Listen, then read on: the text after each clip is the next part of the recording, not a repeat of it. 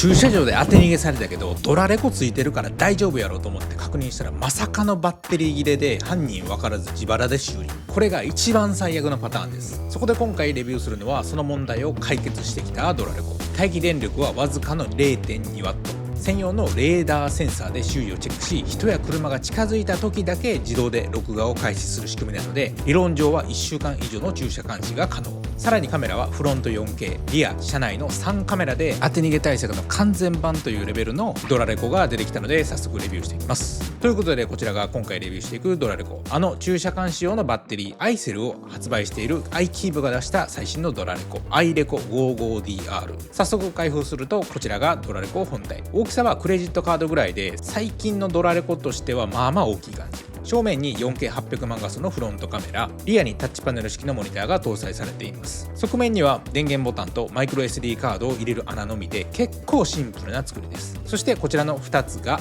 車内カメラとリアカメラ、どちらも200万画素で撮影できるんですが、車内カメラの方がより広角で撮影ができるようになってます。あとは取り付けに必要なケーブルや説明書が入っています。そしてこちらが駐車監視レーダー。これを車に取り付けることで、今回のドラレコの駐車監視機能を最大限まで引き伸ばすことができます。それでは早速車に取り付けていきたいと思います。今回もお世話になるのは京都にあるディテールファクトリーさん。こちらのドラレコはシガーソケットからでなく、車の中から電源を取るタイプで、ヒューズボックスから電源を取るのが一番楽かなと思います。まずはフロントカメラですが、助手席の窓の上部 20% のところに貼り付けてあげてください。そして近くに車内用カメラとレーダーも取り付けて、その3つから出た配線を天井やこの横のピラーの中に配線を通して、全体的に配線を見えなくしていきます。僕の場合もすでにドラレコとかいろいろとつきすぎて、助手席側にスペースが全くなかったので運転席側に取り付けましたが、意外と本体が大きいので普通の人は助手席側に貼り付けてください。あとは車の後ろにリアカメラを取り付けて、配線を後ろから前に持っていって接続するだけで終わりです。ただこの作業を動画見てると簡単そうですが、リアの配線をきれいに隠すのに少し内装をばらしたり、普通では絶対に入らないこういう小さい隙間にも通していかないとダメで、もしこの動画を見てて自分で取り付けができる気がしない方は、素直にプロに頼んだ方が間違いなく仕上がりが綺麗なのでおすすめです。 DF さんでは Amazon で買ったドラレコも持ち込み取り付け全然 OK なんで、無理やなと思った人はぜひ連絡してみてください。ということでこちらが取り付け後の見た目。フロントカメラがクレジットカードのちょっと大きい版ぐらいなので、運転席側に貼り付けてしまうと運転中に目障りになるので、助手席側に貼り付けがおすすめですね。そしてこちらがレーダーと車内カメラ、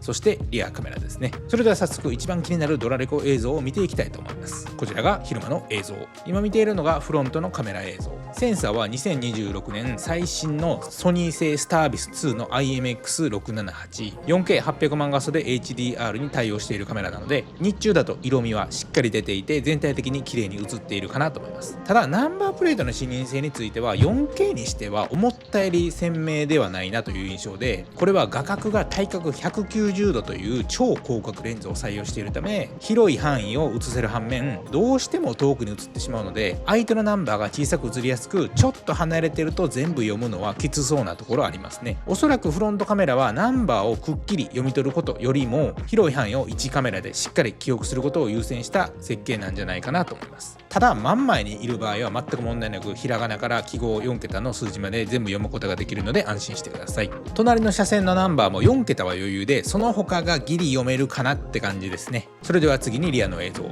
リアはフロントと違って200万画素、センサーは一緒のスタービス2。ちなみに今回のドラレコは3カメラ全てにソニーの最新センサースタービス2が搭載されているのが強みですね。この最新のセンサースタービス2があると何がいいのかというと、簡単に言うと暗い場所でも明るくクリアに撮影できるところ。具体的には夜間や薄暗い駐車場での映像の明るさが上がるのはもちろん、後続車のヘッドライトのような強い光が入ってきた時でも白飛びを抑えて撮影できるので、光の強い部分も暗い部分も両方しっかり記録できます。なのでトンネルの出入り口や夜間でも映像が潰れたり白飛びして何も映ってないってことを防いでくれるのが大きなメリットです。リアは先ほどのフロントと比べると画質は800万から200万画素に落ちますが、日中の映像を見ている感じ、後続車の全体的な映りは悪くなく、色味もしっかり出てます。ただナンバープレートの視認性については4桁の数字は読み取れるレベルですが、ちょっと離れてしまうと地名や記号など細かい文字が潰れて見えてる印象ですね。ただし追突や煽り運転ぐらいの車間距離になればナンバーは全部読めるようになるので安心していただければと思います。そして次に車内カメラの映像。車内カメラのスペックはリアカメラと同じく200万画素でスタービス2対応。違うのは対角200度という超広角カメラで車内全体を見渡せるので、左右のガラス越しやリアガラス越しの後続車まで映るので情報量としてはかなり頼もしいです。なのでフロントカメラ、リアカメラ、車内カメラ、この3つで同時に記録できるので、例えば幅寄せや側面への当て逃げのような普通のドラレコでは映らない場合でも3つのどれかで必ず証拠を残せるあらゆる角度をカバーした構成になってます。これで昼間の映像はどんな感じか分かったと思うので、次に夜の映像を見てみたいと思います。こちらがフロントカメラ。どうでしょうか。スタービス2が入っているので夜でも暗いところをさらに明るくブーストして全体的に明るく撮影できてるかなと思います。ただナンバープレートの視認性に関しては、真ん前に車がいたらナンバーの情報は全部読めるけど、隣の車線を走ってる車だと4桁がギリかなって感じです。そしてこれがリアも全体的に明るく映っているんですが、ナンバープレートの視認性に関しては真後ろに車がいた場合はいけるけど、ちょっとでも離れてしまうと厳しいかなという印象ですね。そしてこれが車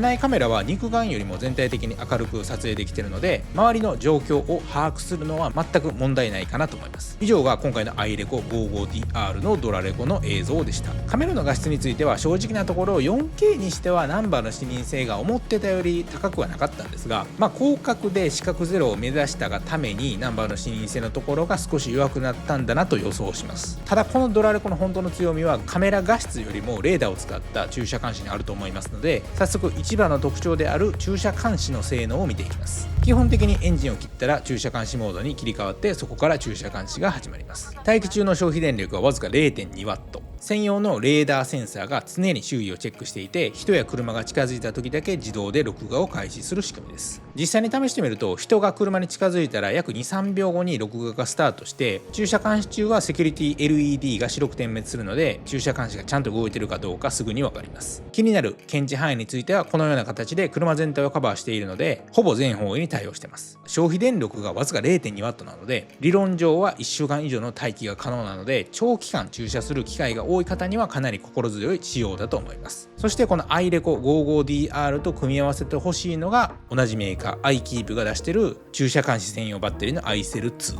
最新モデルの iCell2 は蓄えられる電気量が約 153W なので、今回の iReco55DR と組み合わせると単純計算で約32日、つまり約1ヶ月間の駐車監視が可能になります。さすがに1ヶ月も車を置いていく人はそうそういないと思いますが、それぐらい余裕のある設計ですね。そして冒頭でも話したドラレコつけてたのにバッテリー切れで何も映ってなかったという最悪のパターンを、この2つを組み合わせることで完全に防ぐことができます。しかも3カメラで全方位を記録して証拠をしっかり残せるので、当て逃げを絶対にさせたくない人にはこの2つのセットが今のところベストな選択だと思います。これは僕自身が経験した話なんですが、以前ケンウッドのドラレコをつけていた時に当て逃げにあったんですが、電池切れで当てられた瞬間だけ映ってなかったんですね。というのも当時週2回ぐらいしか車に乗ってなくて、気づかないうちに車のバッテリー自体が減っててほぼ空の状態でした。今売ってるほぼ全てのドラレコは車のバッテリーから電源を取って動いているので、車のバッテリーがある程度減ってくるとバッテリー上がりを防ぐために自動的に駐車監視モードがオフになるように設定されています。そのせいで肝心な場面が録画されていなかったです。当時警察にも相談しましたが、最初の 2,3 日だけ今捜査していますという連絡があって、そこからは完全に音沙汰なし。結局犯人は見つからず、修理代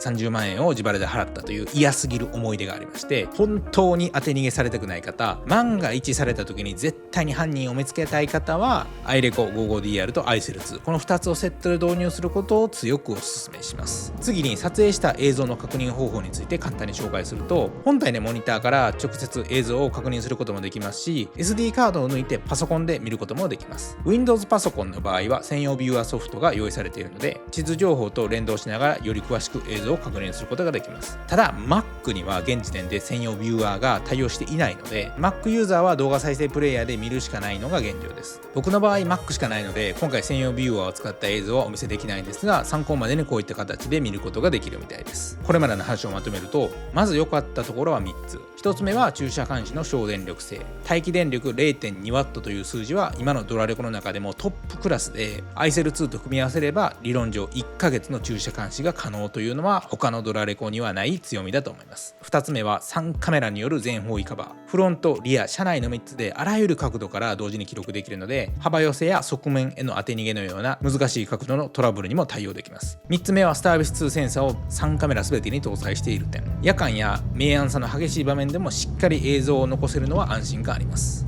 逆に微妙だったところも正直にお伝えすると、1つ目はフロントカメラのナンバー視認性。 4K を歌っている割には少し離れるとナンバーが読み取りにくい場面があって、これは対角190度という超広角レンズの特性上仕方ない部分ではあるんですが、正直期待したほどではなかったです。2つ目は Mac の専用ビューアーが現時点でないことですね。 Mac ユーザーには地味に不便な点です。なのでこのドラレコがおすすめな方は、長時間の屋外駐車が多い方、当て逃げや煽り運転などトラブルに備えたい方、そして何より駐車監視を重視したい方には、今の大量にあるドラレコの中だとかなり上位に入る選択肢だと思います。逆にナンバーの視認性を最優先したい方や Mac で専用ビューアーを使いたい方は別のドラレコがいいかもしれないですね。今回紹介したドラレコは動画の下にある概要欄に詳細を確認できるページを載せておくので、気になった方は他の方のレビューも含めて確認してみてください。ということで今日はこの辺で、最後までご視聴いただきありがとうございました。